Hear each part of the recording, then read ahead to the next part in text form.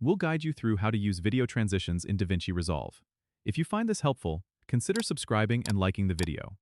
First, open DaVinci Resolve on your desktop and make sure you're in the Edit workspace by clicking the Edit tab at the bottom.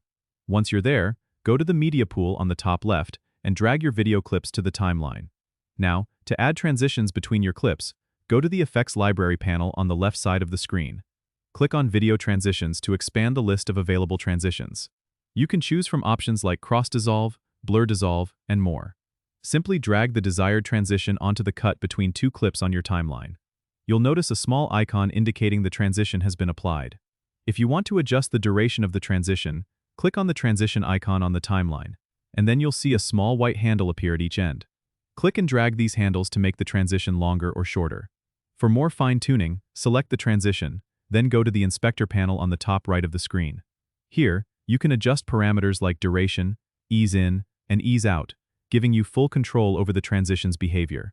If you want to apply the same transition to multiple clips quickly, you can select the transition in the Effects Library, right-click it, and choose Add to Favorites. This saves it for easy access later. You can then drag it from your favorites onto other cuts in your timeline. This is a great way to keep your editing workflow efficient. Remember, transitions can help create smooth and professional-looking video edits, but use them sparingly to avoid overwhelming your audience.